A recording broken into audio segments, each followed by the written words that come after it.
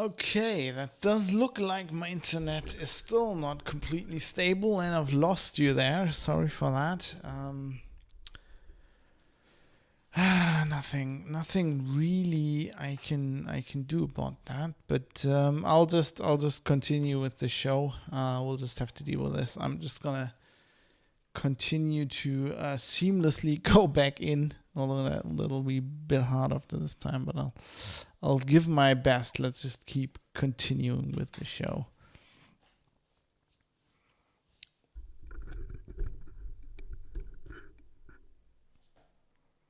So one of the servers they actually got, when they raided the Cyberbunker was the email infrastructure, and apparently that was also not encrypted. So this is where they have the internal. I mean, they have internal emails from the employees, but they also have emails more specifically between the Cyberbunker people and their customers. So that is how they are going to prove, if they, I don't know, that's the plan of the prosecution. What the judge says at the end of it is on a completely different piece of paper. But their plan is they're going to show that they knew what they were doing. And the Mirai case is especially interesting because they were citing this in the indictment, that when at some point when this whole Mirai thing was going on, when it was taking down these telecom routers, the 6 IPs from the command and control service that these bots were talking to were put on blacklists. And one case they mentioned was Spam House, which is this organization. They provide blacklists for servers that send email spam, but also malware, also bot command and control servers. So they put that on their blacklist, and lots of ISPs and people use this blacklist. So the guy who the guy who was running this Mirai thing, the botnet, was noticing that some of his bots, or a lot of his bots, couldn't connect to the command and control server anymore. Which was because of this blacklist block, but he didn't know that. He wrote to abuse at the Cyberbunker place and was saying, did something wrong, like my bots can't reach these IPs. And they said, they replied and said, well, yeah, this is because Spam House has put you on a blacklist, but we can actually help you with that. We can give you, we can sell you a special stealth service, which is going to cost you extra, but which is going to solve this problem for you. And that obviously, proves that they knew what was going on, that these command and control servers were hosted on their infrastructure, and that they're actually willing, that they knew they were dealing with a criminal and were willing to help. And that's the big difference, to go back now to our privacy related stuff and the hosting companies we might want to use, because they're privacy oriented, and they value our data, and they won't just comply with willy-nilly with law enforcement. So the difference is in Germany, we have laws that kind of like safe harbor in the US, that kind of say that you, as a hosting company, you're not responsible for things your clients host. So if you have customers and they rent servers from you and they host something illegal, then you can't you can't be sued for that unless you know about it. So the rule is that if you get abuse, if you get an abuse contact, so if the police comes and tells you, look, we've got this website which is selling drugs, and we've looked it up and it's on your infrastructure, then you, as a hosting company, you need to comply with that request, right? You need to legally, you need to go and shut them down. And that is the difference. So that's what a hosting company needs to do. Of course, the interesting thing here where privacy is concerned, and I use for my email, I use mailbox.org. They're so nice, and I'm actually not. I got this for a test. I was writing about it, and they gave me a free account, and I've been using that ever since. Actually, because I'm cheap. I'm a freelance journalist. I have to save money where I can, but that's not the primary reason why I use them. The primary reason is I tested them, and I think they're a good company. They're like this Berlin companies, like this guy who set it up. His name's Heinlein, interestingly enough. He set this up and is running this pretty small operation, but they're very privacy oriented. He's very interested in privacy, and they're very adamant about the fact that they only comply with reasonable orders from law enforcement. So they have lawyers, they will check, in Germany this happens. They have a transparency report, which is really nice, where they say every year, this is how much requests we've got, from what countries, this is how many we turned down. They will actually turn them down if they're not. So in Germany, for example, they always talk about that in Germany legally, when they get a request for data like this, when the police like, okay, look, this is customers of yours and they're doing illegal things and we have proof and we need to read their email, then this request has to come in encrypted, which is apparently hard for the police and they often don't do. And so they always say, we won't cooperate with you unless you're doing this over an encrypted channel, like the law says you should. That's pretty cool, but they're complying. If they get an order and signed by a judge, and their lawyer says, yeah, this is legally okay, the police is in their right to do this. They will hand over my email account. If they get a request from my email account. Of course, they also support you encrypting all your emails. So in that case, good luck to the police. But that's just the difference. A legal hoster, even if they're privacy oriented, they obviously have to comply with legal requests, and I'm okay with that. That's how our state works. The police needs to investigate these things, and that's why we have a legal framework. If I have a problem with that, I don't have a problem with the hoster. If I think the legal framework is too lax, then I need to address my problems with the legal framework, like I do with the wearing of the masks in the street, right? I'm not blaming. So if a policeman comes up to me and tries to enforce that law, I'm not blaming the policeman, right? If I have an issue with that, I have an issue with the government and the although in that case, it's hardly the legislature, it's more the executive, but that's another point, So that's okay. And the difference here is that these people that ran the Cyberbunker operation obviously didn't care about that and didn't have. So what they're trying to prove in this whole case is that these people did that, like that they had no interest on complying with the police and that they knew their clients were doing something illegal. And just to wrap this up, it's such a huge case because to do that, what the prosecution first needs to do is they need to prove that all these illegal things happen. So they have several, they're basically like sub cases, where they're going to prove that, okay, this was this darknet market. It was run by these people and they were selling drugs. And we know that because we intercepted the drugs. We had, undercover police people buying stuff, talking to the people there. They were helping them. We arrested buyers. We have all of that. And there are, as far as I understand it, there's going to be separate cases with these things where they try the people running the markets and maybe even some buyers. But they're going to have to do that extra. So they're probably going to duplicate what they're proving in this case. But in this case, they first need to prove that all these crimes happened. And then they're going to prove that the websites were hosted at Cyberbunker. And then they need to prove that these people were complicit, so that they knew that their customers were doing something illegal and were then not doing anything about it. Which is going to be interesting, which is why this lawsuit's going to take ages. Now, I'm going to keep an eye on this. I'm writing about this for Heise, for CT and Heise Online. And I'm gonna try. I actually want to do this today, but oh god, show prep, and that was just, it's always the same, isn't it? There's so much going on.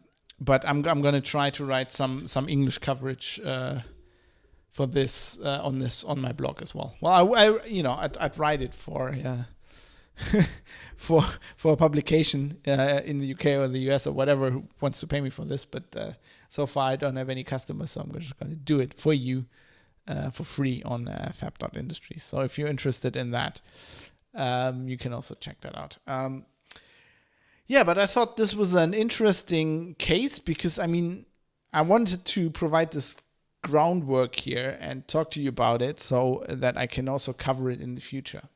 Because I'm gonna go to Trier, and I'm gonna follow this and I'm gonna see what happens, because this is going to be a landmark decision in trying to basically make people responsible to the law who are hosting content, who themselves haven't operated these websites but have just hosted the content. And if this succeeds, then this will be important, because people running hosting companies and people thinking about running, cooperating with criminals to run hosting companies in Germany, obviously will be much easier to convict. You probably won't have cases that take a year from then on out, because there will be established legal precedent. Although Germany is not generally it's not so much like the US or the UK, where everything depends on precedent, but you kind of need precedents. And also, I mean, this might not be over after a year, right? It might go to the next.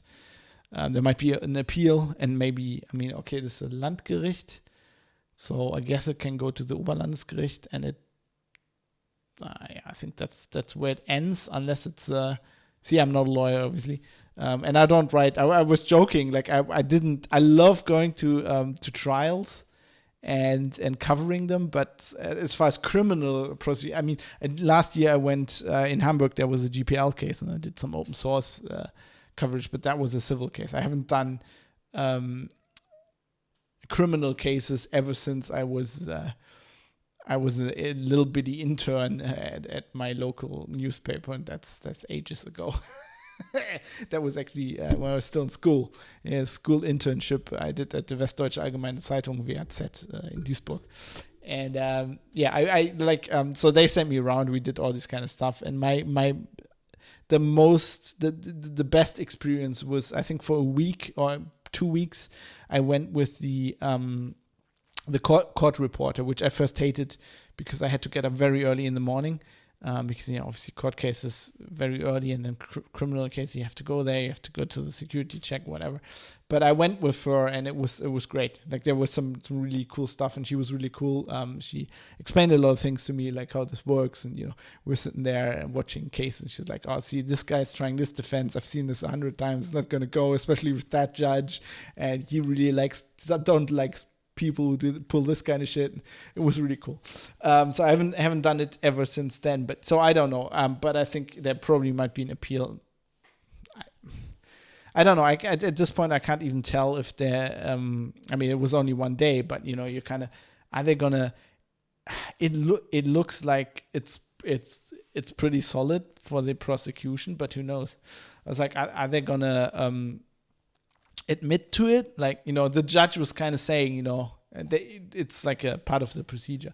They read out the indictment, and then the judge goes, well, you don't have to. He informs the defendants of their rights, right? You don't have to incriminate yourself. You don't have to say anything.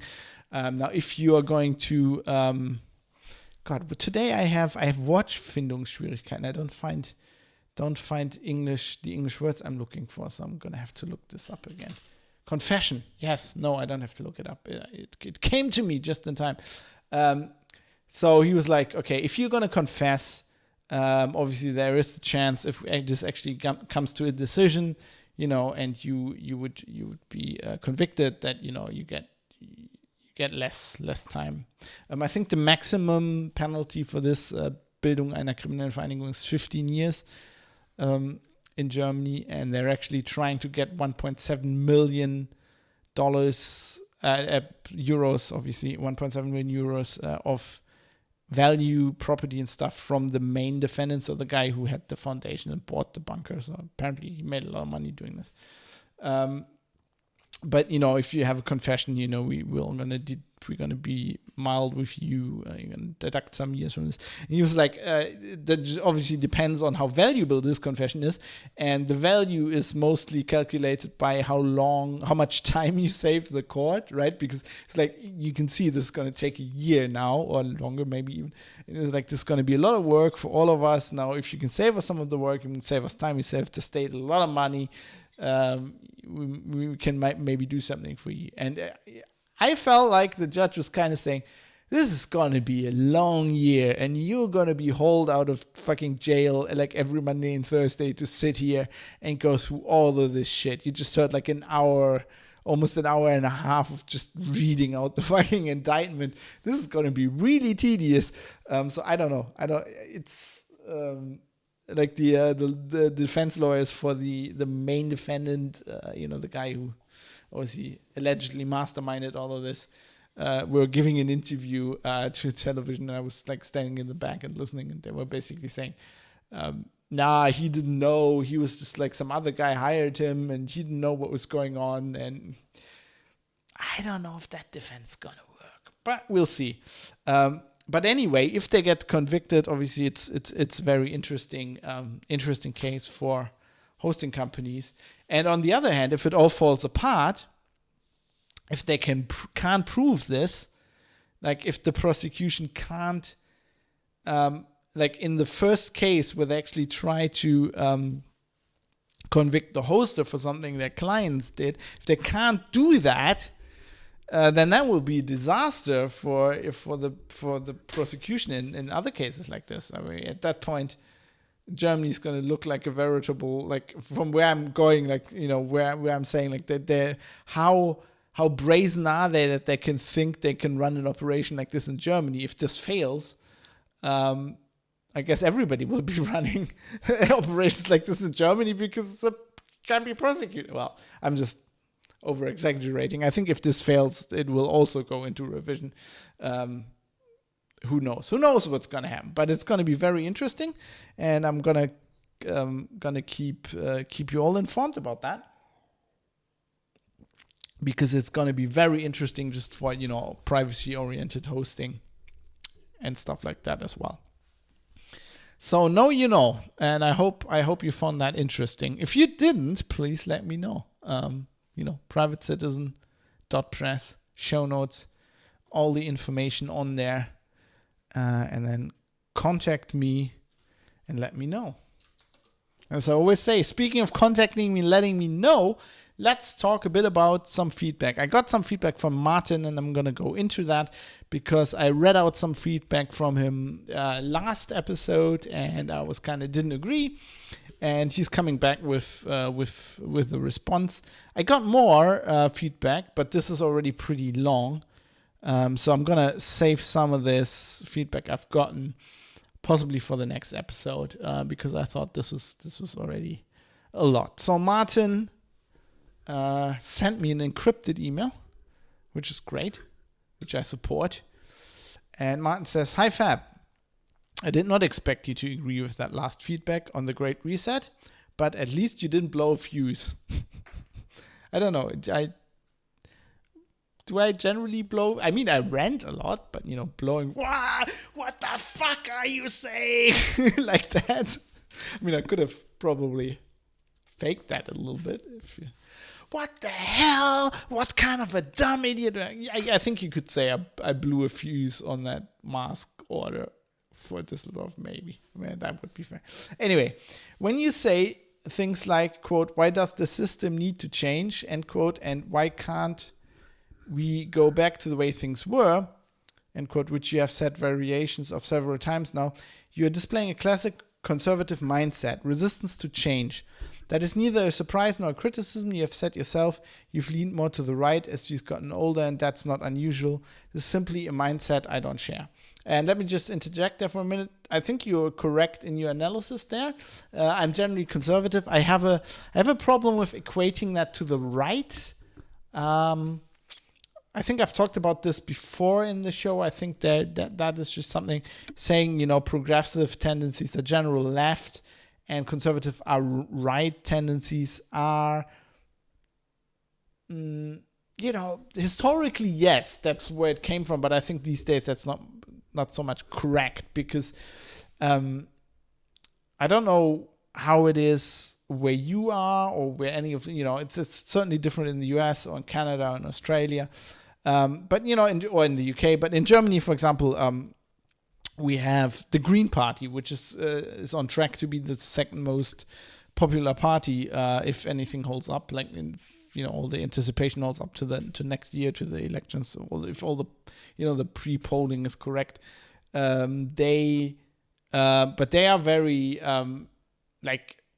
people would probably think of them as center left or something. But, they're weird mix. They're very progressive when it comes to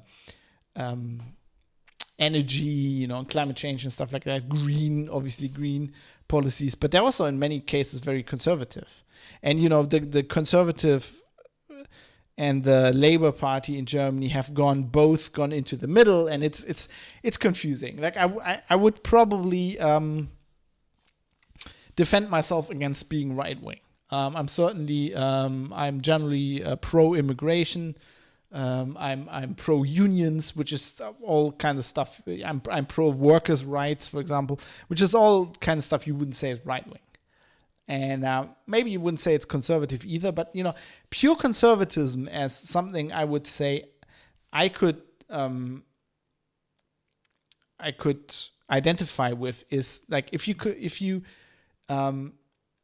break it down from my point of view. This is my point of view. Let's make this clear, and this is why I feel I'm more conservative. As I got older and I would say wiser or more informed is probably better. I would say a conservative stance is you look at Germany as a state since the Second World War. You look at our constitution, at our governmental system, at our democracy, and you go, well, we're doing really well. We haven't had war in all this time. We're prosperous. We've got a lot of money. The economy is relatively good. Well, it's certainly not as good as it was 20 years ago or 30 years ago, but I'm doing well. I can't complain. So the conservative stance would be going from that in a situation where we're doing really well. If you want to change something, like let's default to not changing things because stuff is good. I'm not against change, but if you want to change something, you'd have to show to me why we need to change. So let's say you want me to wear a mask on the street. I'm not down for just, let's do it. It's a good idea. No, prove to me that's a good idea. Show me where it helps. Give me data I can depend on that tells me that, and then we can talk about it. Whereas a progressive stance would be, oh, something new, let's change. It's got to be better. It's new, right? And that's also the problem I have with people like, I talked about socialism in an episode. People want to change the system. Why change the system is generally really good and it works really well. And if you want to change it, you need to show me why and not go, oh, it's going to be better. Anyway, that would be my positive way of putting why I think being conservative is generally, it's as I would think, it's common sense. It's if you live in a situation where you're generally happy, and somebody comes along and says, let's change it, I feel like saying, let's default to not changing it. And if you want to change it, you have to demonstrate why is generally a good idea. Anyway, let's go on with what Martin says. You speak of the protections of the Constitution, but I must point out that the United Kingdom has no formal written constitution, and in my opinion, it's not even a democracy. It has an unelected head of state, who is not purely symbolic, despite what royalists will tell you, over 800 unelected lords, and and can completely overrule or even abolish outright the parliament of my country, Scotland, on a whim. And it is doing so. This may go some way to explain why I'm more open to the idea of radical change. The status quo is an illusion anyway. I agree with you that you are that is probably why you are more open to change. I think you're expecting this. Let me reply. By the way, I love this back and forth. I love that people like Martin are writing me in-depth feedback like this, and I think it's really, really good for the show. So let me reply to that. I think you're making a mistake. Because, I'm not an expert on the UK political system, but, I studied politics, and we did some, obviously most of the stuff we did was on the German system, but we did some on the UK and some on the US. Now, I think there's a misunderstanding here what people mean when they say democracy. You're saying the UK is not even a democracy. The UK is clearly a democracy.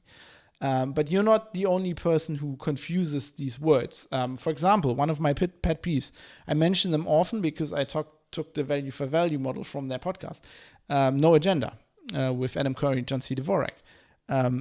I listen to that podcast a lot, but I also disagree with them on many, many things. One of them being that they don't understand apparently what democracy means. So they've often said on the show, the US is not a democracy. The US is a republic. Now, this would mean that, that these are exclusionary, or they are even terms on the same level. So if you're talking, political science and political systems, so a republic is a way of organizing a state. Democracy is a way of electing your government. And you can have a republic that's a democracy, and you can probably have a republic that's not a democracy. One easy example, if you did anything in history, is the Roman Republic before it became an empire. Before the Roman Empire became an empire, it was a republic, and it was a democracy. It wasn't a democracy in our sense, because elections were different. It was like in the Greek style, right? So, if you're a woman, you couldn't vote. If you weren't born a Roman, so you weren't an immigrant or somebody who was conquered recently, you couldn't vote. So it's not a democracy in our sense. It didn't have universal voting right. Slaves obviously couldn't vote, but in those, in that construct and in the time, yes, it was a democracy. The people voted in a different way than we do today. It required like these amphoras and all this crazy shit. But, they voted, of course. They didn't have the same technology we have today, and they didn't have, universal suffrage and all this kind of stuff. But they voted, and they voted their government. So it was a democracy, and it was a republic. Now, Germany's a republic, kind of. It's called a republic. It's a different republic than the US, but it's a democracy. The UK is a democracy. Yes, you have a head of state. You have royalty, you have a king or a queen, you have a head of state, and we can certainly debate on how symbolic they are. The same in Germany, we have a president. You can debate on they're also not directly elected. The president in Germany it works like this. We have also an upper and a lower house of parliament. The lower house is the one that's the Bundestag. That's all the officials, they get voted directly in a federal election, where we also vote the chancellor. And the chancellor picks their cabinet, so they form the government, and then all the elected officials form the House of Parliament, right? And they make laws and stuff. But then we also have federal state governments, and they're elected in the federal state. So I'm in North Rhine-Westphalia, so there's a completely different election. It has nothing to do with the federal election, where I elect my head of the federal state parliament. And these guys, that parliament, they together, all the parliaments of the federal states, they sent people to it's kind of like the electoral college in the US. So they sent like these representatives somewhere, and they elect the president. So it's different from the federal thing. So you can have, so traditionally in Germany it's like this. You have two big parties. You have the Labour Party and the Conservative Party. So, for example, the Conservative Party could dominate the federal parliament, and you have a government that is a conservative government. But the federal state parliaments, they could, for example, be dominated by the Labour Party. And then they send all these representatives and they vote a president from the Labour Party. But then the president in Germany is very only representative, like he does state functions and stuff. What he does under the constitution is, so the federal government drafts a law, the parliament votes on the law. If it gets passed, the federal government hands it to the president, and the president signs the law. But he has to sign the law. I mean, it's not that clear. I think he could refuse, but it's never happened. The most controversial thing was ever like waiting a month, which is really expressing disdain to the government. The president can so there's other functions the president has. For example, if the parliament, so they can kind of, it's kind of like impeachment, although it's not impeachment, it's called Misstrauensvotum. They can kind of impeach the chancellor, and then it's in the hand of the president to, the president actually gives the chancellor the authority to form a government. Anyway, so this is how it works in Germany. But that has nothing to do with it being a democracy. And in the UK, you having a queen or a king has also nothing to do with a democracy. We can have a discussion how representative the queen is. I would actually say she's quite representative because she hasn't overruled the government on certain issues, where I think the Queen has made it clear that she would quite like to. I felt like Brexit in some situations felt like it, but this hasn't happened in recent memory. So, but we can have a discussion how representative the Queen is. That's all well and good, but that doesn't mean that you don't have a democracy. You have a democracy. You in the UK, you elect public officials, and they form a government. That's what a democracy is. Yes, it's like in Germany where the president, the Queen gives the government, in the UK, much more with the black rod and all the weird, shitty fucking things that are going on. She gives the parliament the authority and she gives the government the authority, but you elect your government. So it is a democracy. There are different ways, different kinds of democracy. You are also a parliamentary monarchy, right? Or a representative monarchy, whatever that's your state form. In Germany, we say Staatsform, your state construct, right? That's like a republic, a representative or a parliamentary monarchy is a state, is the way you organize your state.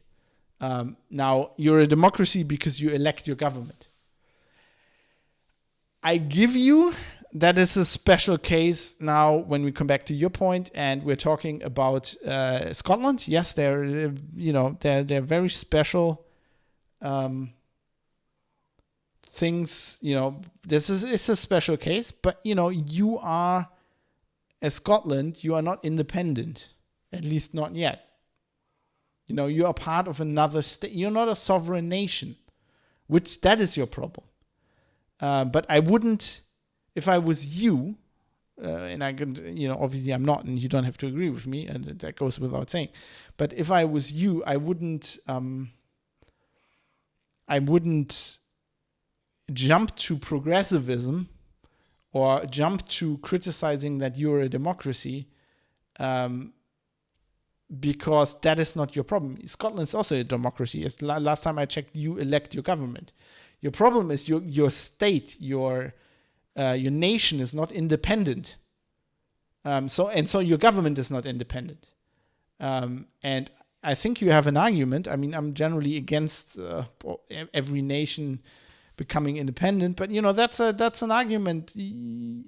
that's worth having. But that is your problem, right? You elect a government that is not making far-reaching decisions as you would like to, because you're not a sovereign nation. But overthrowing your government or overthrowing democracy is not like it's not a question of your internal state mechanism. It's a foreign policy problem, and to be honest, a problem of power, right? It's always been that. If you want sovereignty, you need power, and the UK is obviously probably more powerful than Scotland. But, I'm not saying you can't win independence. I'm saying that's your problem. Anyway, let's go on to the next. Now you will see why, everybody will see why I'm just doing that feedback on the show, because I think it's enough to talk about for one show. Anyway, Martin continues. Climate change is an unavoidable subject if we are discussing. So this is different. We also talked about the World Economic Forum and, in the last episode, the Great Reset, which I call the Great Privacy Reset. So if you haven't listened to that, probably worth listening to that episode. But climate change is an unavoidable subject if we are discussing the World Economic Forum, because it is the key driver of their policies. It appears we are now looking at entire nation states being wiped off the map by rising sea levels in a best case scenario, even if the world meets the Paris Agreement commitments, and it obviously won't. I won't attempt to convince you of the reality of man-made climate change, but I will say that massive upheaval is already happening, and I believe the risk of doing nothing about it are far worse than the theoretical risk of setting up a totalitarian one-world government. Now, I completely disagree with you on that, because I don't think there is it's a theoretical risk. I mean, this is something they clearly say the World Economic Forum clearly wants. And, it's a goal of the UN, obviously. When I was younger, I thought that was a good idea. I don't think that anymore. But I also think you've got something wrong here. So yes, this is a major driver of the World Economic Forum's policies, but it wasn't always. I mean, these are at their core, I would call them, these are financial douchebags. These are people who are rich people who want to make more money. And, we talked about Prince Charles. You actually said, you don't like him being connected to this. I mean, he's a good example. I mean, Prince Charles, if you listen to his talk, you don't like the monarchy, so I don't have to tell you that he's a douchebag, but he's a douchebag.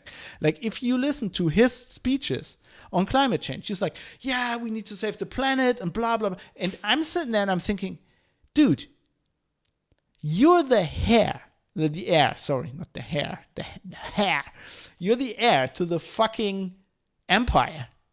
Like, your family screwed over the planet for like 300, 400 years.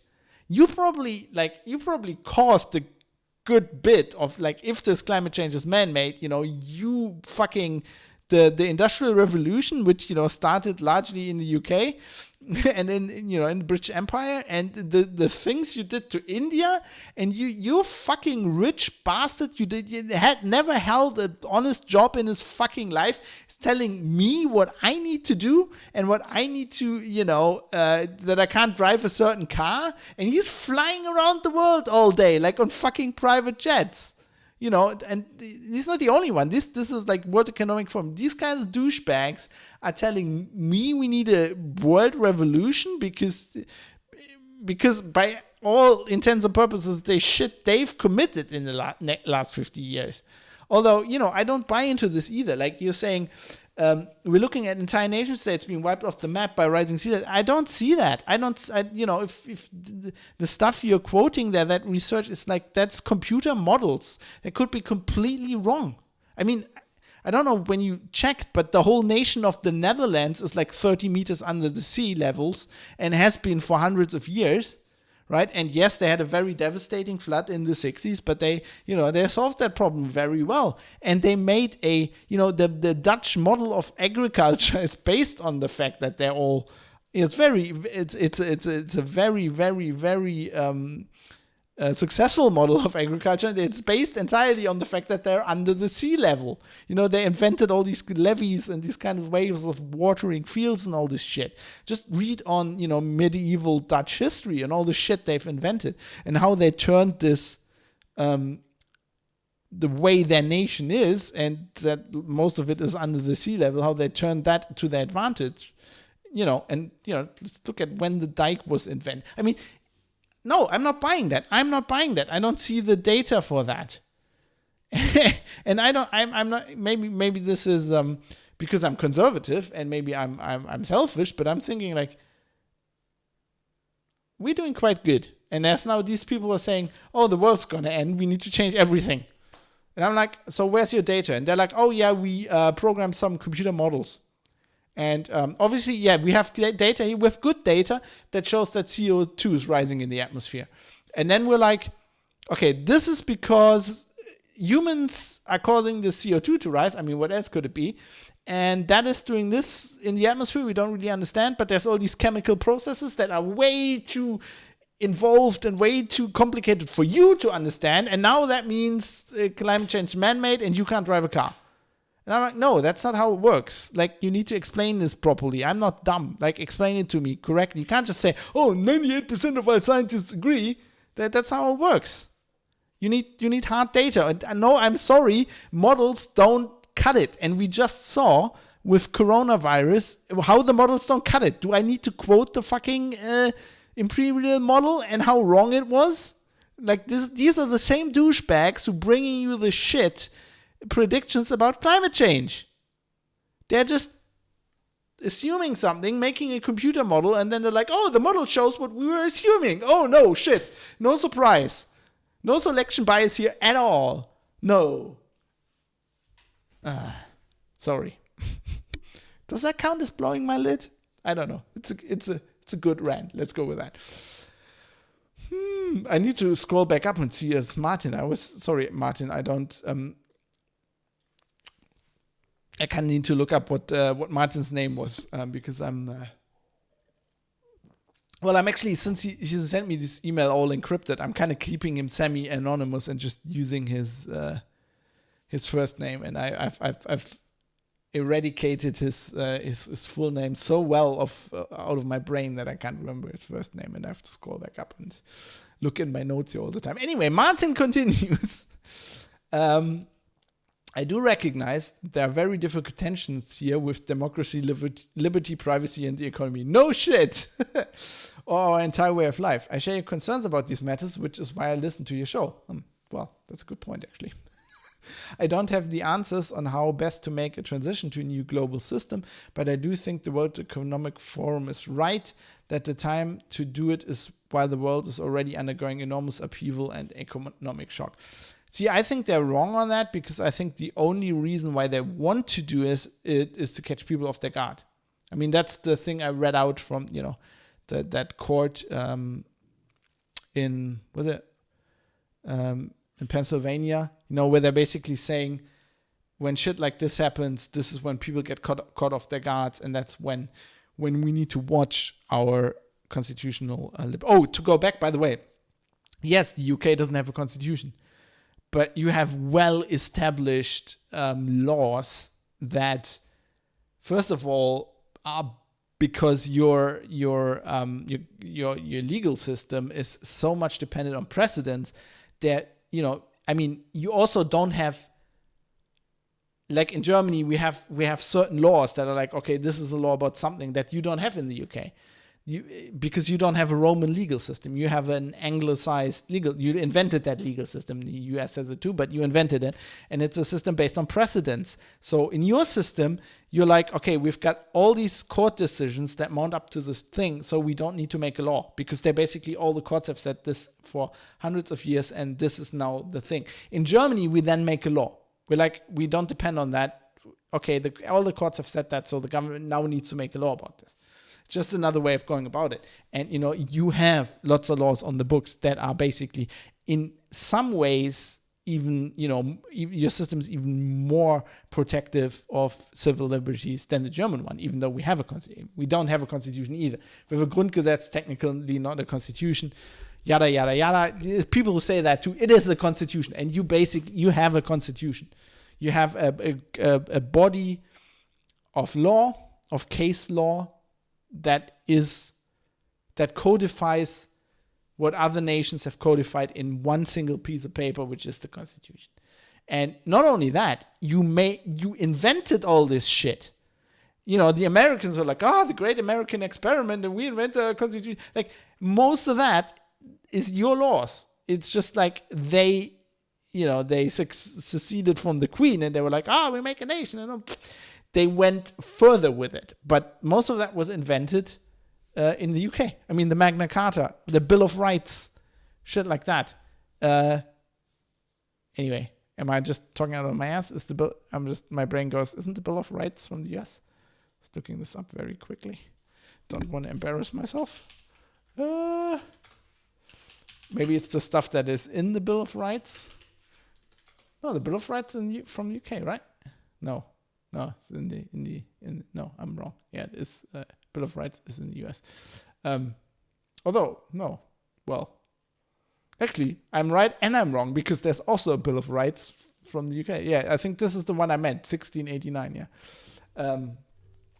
Anyway, my point was, you invented a lot of this shit. Like, it goes, yes, there is a problem if you don't have a constitution. Certain things are easier if you actually have a constitution. That's a problem with the Queen. I'm not saying everything's perfect, but I'm saying in general, the system is tried and true. For example, personal, the free speech is incredibly protected in the UK, even though you don't have a First Amendment. In the US, it's an amendment to the Constitution. Like, it wasn't in the Constitution originally, right? And in the UK, it's just like it's so ingrained in the case law that it's just it's assumed to be a natural right of the person. Anyway, why was I saying that? Anyway, I'm just trying to say no. The reason they are saying they want to do this now while the pandemic is going on, because they know if people are on their guards, they will never get, especially, we don't agree. You're in the UK, you think this about like civil liberties. I'm in Germany, I think that, but God knows what they think in Sweden. In the US, they want guns. It's all these different things. We're never going to agree on a one world government. And these these people know it. They know it. So their only way to get this happening is basically to, it's the same with the UN. The UN is not generally an idea that sovereign nations like and would have passed just because they think it's a good idea. The UN got created specifically after World War II. And in a crisis of the international system, right? You always need these crises, and then you can get people together. But that doesn't mean it's the right thing to do necessarily. Anyway, Martin continues. As for the comment someone made about leading by example when it comes to climate activism, people have been trying that since the 1970s. There's actually a science film on YouTube from the 1950s warning people of the dangers of the greenhouse gas effect. That's funny, because that's the greenhouse effect wasn't well documented. As when I researched this, it's mostly from the 80s. Also, if you look at the 60s, there were also people saying cooling is coming. For about 10 years, everybody was convinced that it was going to be global cooling and we're going to freeze to death. People didn't listen. People didn't follow by example. Where I live, people are upgrading their hatchback to a two-ton SUV. Yeah, you're completely right. I was saying this doesn't work either. We are now past the point where that's a viable option. Enjoy your alt beer. I wish I could get my hands on some. I'm currently drinking Keller beer, but yes, I plan to enjoy the alt beer in Düsseldorf. Yes, see, but the thing is, you're convinced this is right, and the whole idea of this world government is that people who are convinced they are right about this stuff enforce this against the against the will of the people who are not, and that will destroy everything. That will destroy democracy. The only reason you want to do that is because you're convinced that your idea won't win in democracy, which I personally don't understand. Because in Germany, I can explain to you how it's on my end. Because in Germany, everybody, the Green Party is on track to becoming the most powerful party pretty soon. Like, it's the Vogue thing. When I was growing up in Germany, you had this thing called a status. You have that somewhere else, but in just very German idea of a status symbol. Like you had a Mercedes or you had a BMW in front of your garage, and that showed you were doing well. And for a while, that was the SUV. But now it's a Tesla. Now it's like, oh, I don't have a car. I drive a bicycle. That's a new status symbol. The new status symbol is being climate neutral and doing all these things. And I have issues with that because most of the things people are doing, I think, are actually not better than driving, not driving an SUV, which is bullshit. I mean, I hate these things. I always have, not because of climate change, because they look like a fucking off-road vehicle, but they can't go off-road. I mean, what is that? You've got all the downsides of a big truck, but none of the upsides. That's like driving a car that handles like a Formula 1 car and looks like a Formula 1 car, but can only go 10 kilometers an hour. I mean, what's the point? It's just like, that's bullshit. But, I think people are doing these things. But I think in a general direction, you will get people, it's like with COVID. People are doing what people think is right about this. I'm saying, well, the evidence, I don't see the evidence. I also don't really see the evidence for man-made climate change. I'm sorry. But computer models do not fucking count. And it's the same thing with COVID and the mask. These people, you're probably right. You are probably right. Climate change is probably man-made, and it's probably causing bad things. But to jump from, we can just assume it's right and then do something about it, we actually have to prove it. That's where science dies, right? You will have to prove it. And that's the step we're skipping everywhere. We're skipping it with COVID, with masks, with anything. We're skipping we have to actually prove how this disease spread. No, let's just mandate everybody wear masks. We're skipping we need actual hard proof that we're changing the climate to let's pass all these laws. That is my issue with it. And what galls me and what makes me rant about these things to no end is that the people who are doing this, I think they are doing the right thing. They think they know they're scientists. They're like, yeah, science says. No, science doesn't fucking say. You don't understand what science is. You have no fucking clue. But you think you're right. You think you know about, it's just driving up the wall. Anyway, that was the feedback. It was a lot of feedback. We're doing quite a long show here. I think that's enough rants for today. Let's wrap this show up, shall we? Thank you.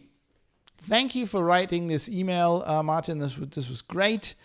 Thanks for actually taking the time, and I really enjoy these discussions. I think it's really good. I hope other people do too. And so please tell me your thoughts on these things. I want to know, and I think it makes good content for other people to listen as well. So go to privatecitizen.press and get involved. And that's the way, this podcast is produced, as I mentioned before, under the value for value model. And that's a way how you can get involved. You can send me information. You can send me your opinion. So in that way, you generate content for the show, which is really valuable for me. Now, if you don't want to do that, there's just one thing I ask. You get the show for free. Just think about, did I get any value from this? Have I learned something? Does it provide entertainment? And how do you value that? What do you spend on books, on audiobooks? I would say going to the cinema, but nobody does that anymore. What do you spend on streaming services? I just think consider that this is like any other entertainment, and you actually keep the show going if you pay for it. And but you don't have to. If you want to, you can go to Patreon. I have many different tiers. You can choose whatever you want to do. I think you can also just enter your own value there. Pretty sure that works. But you can also, if you don't want to commit to doing something every month, it kind of helps me, put this into my budget. I'm trying to survive as a freelancer here. But you can also just send me a one-off contribution to the show. Just send it to producers@fab.industries via PayPal, producers@fab.industries. And that's the pitch. That is it. I'm just going to wrap up the show now. You got it a bit early on Tuesday. I hope that's okay. I mean, if you can always just listen to it on Wednesday.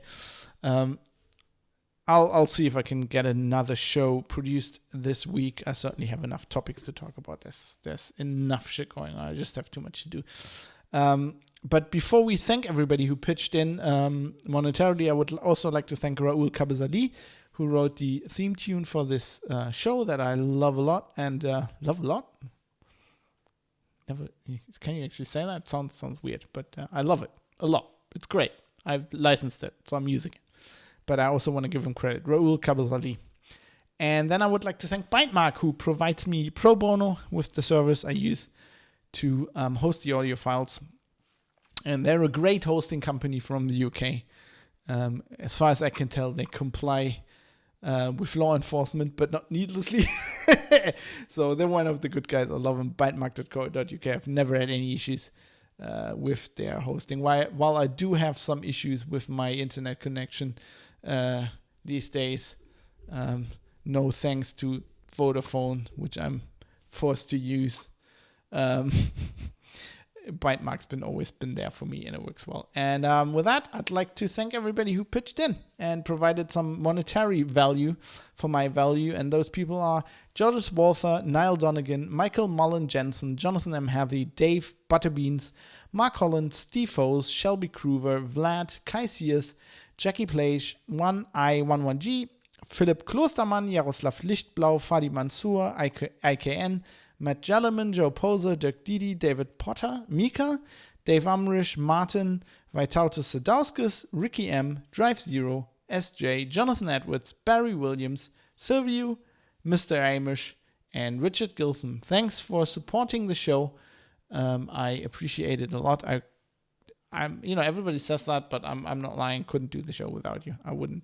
Well, I could, but I wouldn't. I'd be like, I at least need a token amount of money to do this. Otherwise, I can't justify this in my budgets, in my stringent budget for Fab Industries, which it's not really a company. It's just my freelancer outfit. But I appreciate it a lot. Just like everybody writing in, I appreciate all of this. It's lovely. It helps me. I love the fact that you're listening to the show, and why does it keep doing that? Now I have to fix this again. I didn't do a marker. Did I do a marker for the feedback? Can't remember. Anyway, let's do this again. Where was I?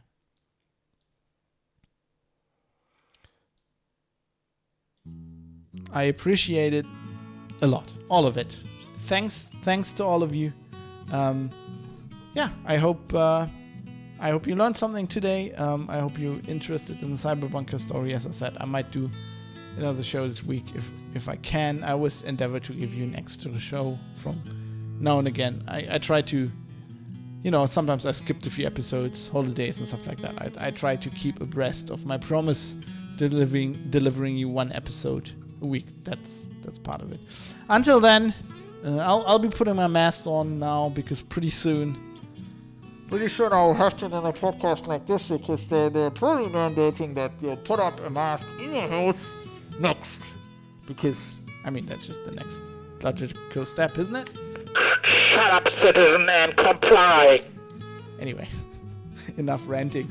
Have a good time. Hope things are a bit more relaxed wherever you are. Maybe you live somewhere in the sticks and you don't have to deal with all this kind of shit. See you next time. This was the Private Citizen, defending your right to have something to hide. Always remember, aim to misbehave.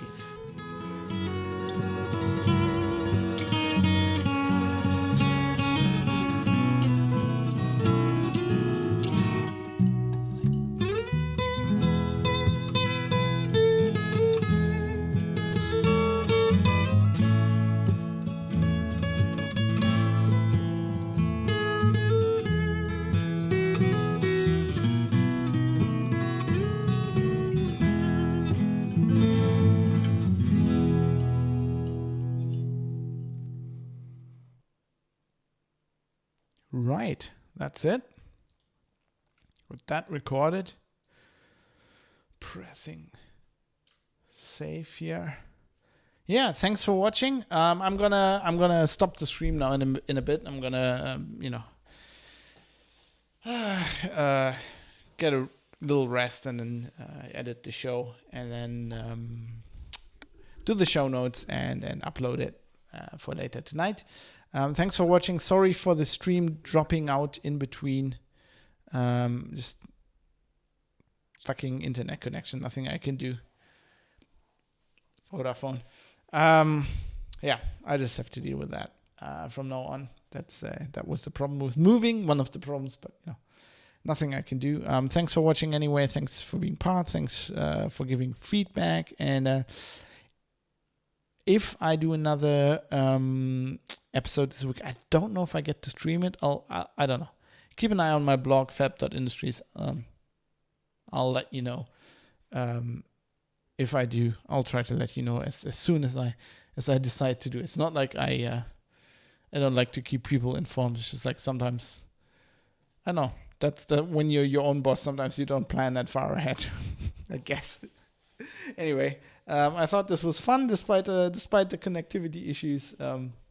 I hope you thought so too. I'll see you next time. I'll probably, if I don't know about that other episode, but I'll be streaming Elite on Thursday at 7, CEST, Europe time. I'll be streaming Elite with Khalifa and Jonathan. Since that didn't work the last time, I'm gonna try again, and so that's gonna happen on Thursday, and then maybe I'll throw in another stream sometime this week. Again, keep an eye on the blog. I should probably announce the Elite stream on there, shouldn't I? Since I know that's going to happen. Yeah, I'll do that. Probably also do that later. Anyway, thanks for watching. See you around. Düsseldorf, signing off.